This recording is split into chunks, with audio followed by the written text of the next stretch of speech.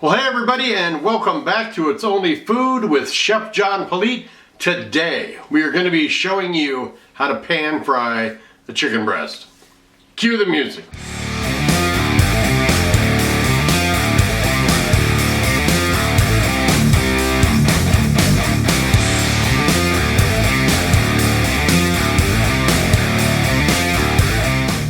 Hey, thanks a lot for watching. If this is your first time watching, please do me a favor. Go down to the corner there and hit that subscribe button, and then hit that notification bell to be notified each and every time I upload new content. I am repeatedly asked in the comment section below with questions about how to cook a chicken breast, because so many dishes emanate from a chicken breast or chicken, and people like to have chicken salad or just have a chicken in their refrigerator that they don't have to buy cooked. They can bring it home. It's always on sale somewhere. You can bring a whole big package of it and then cook it all off and then cool it down properly and store it however you want in your freezer and or your refrigerator and have it ready to go. So that's what we're going to show you. But first we want to check out what I've got. I've got 4 chicken breasts here that I bought from the store.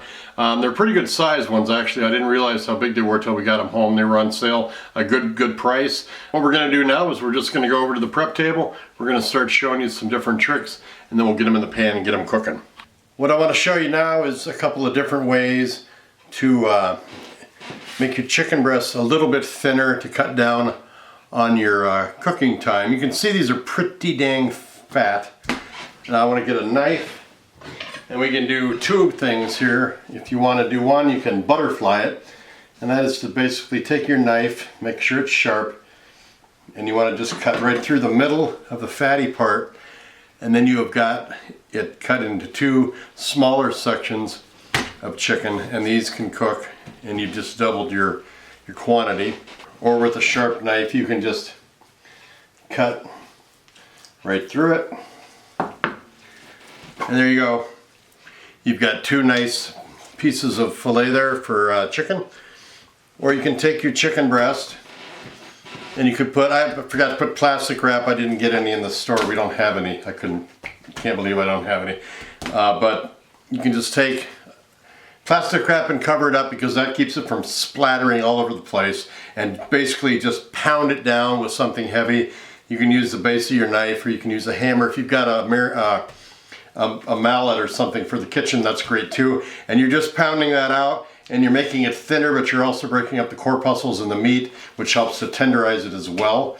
So that's another way to make your fillets a little bit smaller in size if you bought some really good size ones.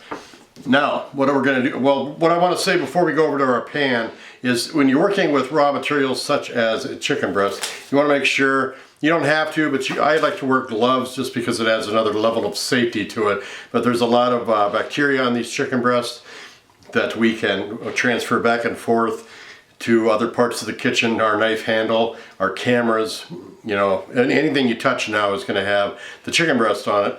I took the gloves off, but if you're touching your knob on your garbage can to get in there, turning on your faucets, opening up your cupboards, if you've got chicken on your hands, I see it all the time on TV shows. I remember Alice on the Brady Bunch just playing with the chicken and throwing it around and then going into the fridge and grabbing stuff. I just wanted to scream, and I was only a kid. Anyway, food safety is a big concern of mine, and I just want everybody watching this to know and be aware of food safety. Don't cross-contaminate. If you're going to use raw products, be it chicken, pork, whatever you're using, make sure you're washing your hands and using a sanitizing agent to clean after you've cleaned all your countertops off. Wash it down with a nice sanitizing agent. Chlorine bleach is the simplest and most cheapest one you can find out there. Fill up your sink with cold water, about a half a cap of bleach in there, and boom, you've got a sanitizing agent in your sink.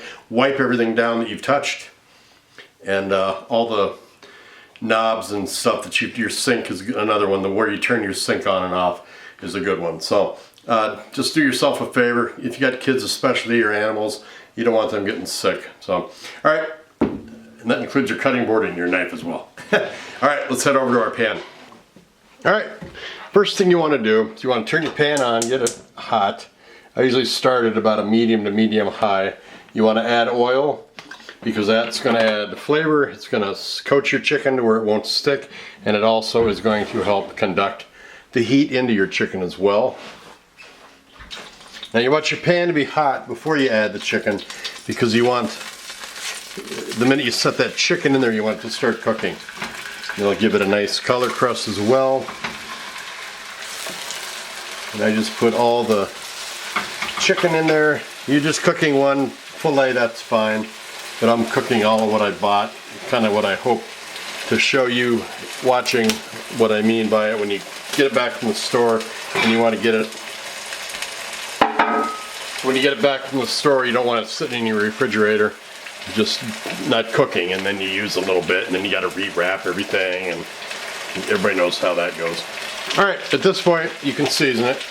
I don't like to season it until I've actually cooked it all the way, because I want to cool it down and store it, and then I can season it again if I have to. But when you're in a hot oil like this especially, you don't want to add salt, because the salt kind of breaks the oil down a little bit. Now I'm just going to flip these. As you can see on the edges here, let me just zoom in just a little bit here to show you. The edges of the chicken are starting to turn white, so you know that side has got a nice sear on it.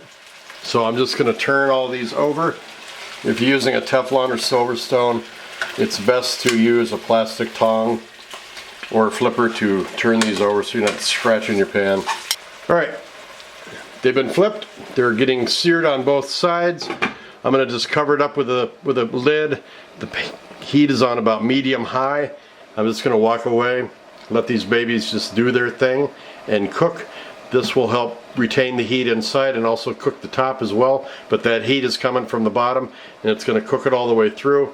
We will flip them again just to check, and then we'll give them a poke with the thermometer to make sure they're at the required temperature for poultry. Alright, I'm just going to check this out and see where we're at with this. I have got a nice thermometer here. I recommend this for everybody that works in the kitchen. This is a digital thermometer that that'll give you the accurate reading of the foods that you need to be sure reach the proper required temperature to kill all the bacteria. We're still kind of low on these. Of course, the fatter ones or thicker ones are going to be. So I'm going to flip these, and you want to sanitize the metal tips in these when you stick them into the meat. If the meat isn't to the proper required temperature, well, it doesn't matter either, but you just want to keep them clean. But you want to sanitize that tip as well with the same kind of solution that you use when you clean your kitchen. So I'm just going to flip the big ones over again.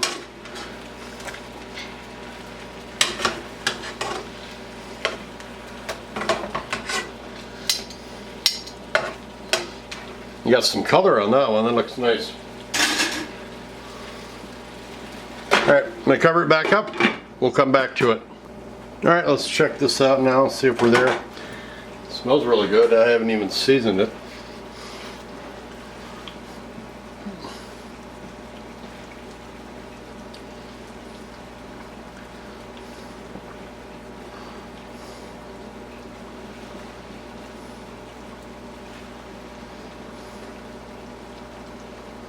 Alright, we've got a couple of them that are at temperature at 165 degrees Fahrenheit.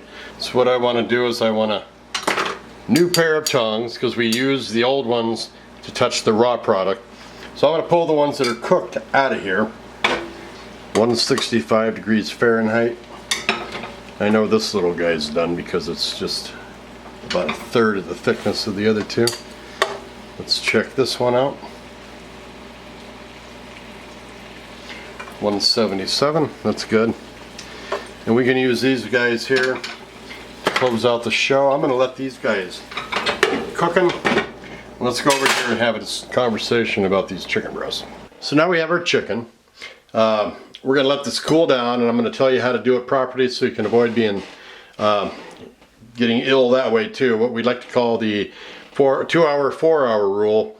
You've got 2 hours to get it from the temperature it's at, which is at 165, down to 70 degrees, and then you've got 4 hours to get it from 70 down to 40 degrees, which is the proper way or proper temperature to actually get it into a bag or Ziploc or a Tupperware or something to store it in your refrigerator or freezer. You don't want to put hot food into your Tupperware or bags or plastic. The longer you keep the temperature between 40 and 140, the more chance you have for bacteria to grow, and we call that the danger zone, and you don't want your food to be kept at that temperature for too long. You want to have a little time temperature control on that. That's why you want to get it cooled down as fast and as quickly as possible to get it out of that danger zone.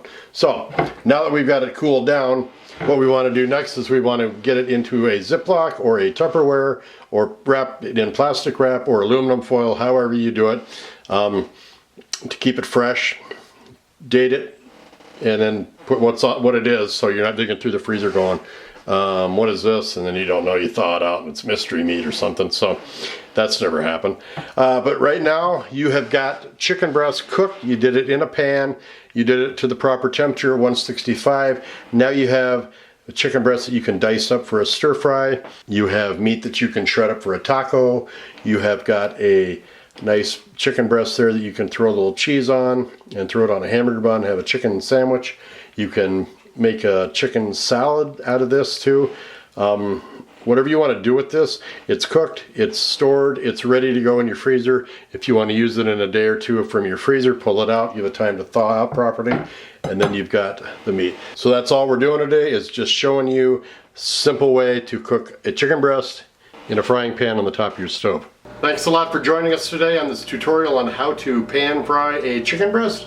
I hope you enjoyed it as much as I enjoyed making it for you.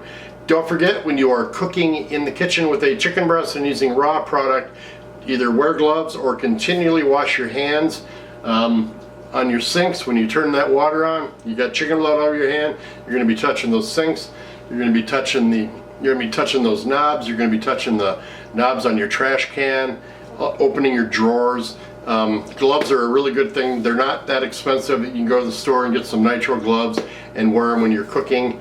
I know I'm on a YouTube channel and I'm not cooking for you, but I am trying to explain food safety to you because it is very important, especially if you have children. So wear gloves, sanitize all the surface areas in your kitchen when you are cooking.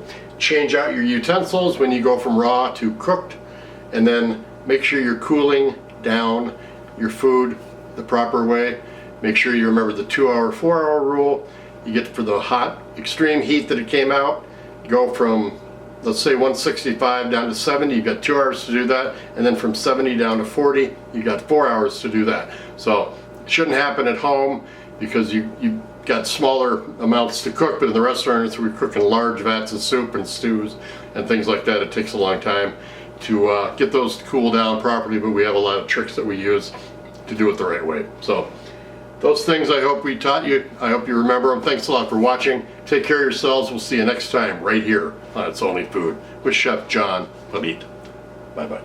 Hey, I appreciate you watching today. Thanks a lot. Don't forget to check out that description box on your way out. Not only does it contain the recipe for this show, but it also has a bunch of groovy links. I have a gourmet seasoning shop on Etsy and also have a cookbook on sale. Those links are down there. Don't forget to check out the playlist I've got down there for how to create a cooking show on YouTube, and also a playlist link for how to improve your channel and help it grow. Don't forget to like this video, leave a comment below. Don't forget to subscribe if you have not done so already, and then make sure you share this video with everyone that you know. Take care of yourself. Thanks a lot for watching. We'll see you next time right here on It's Only Food with Chef John Politte. Bye-bye.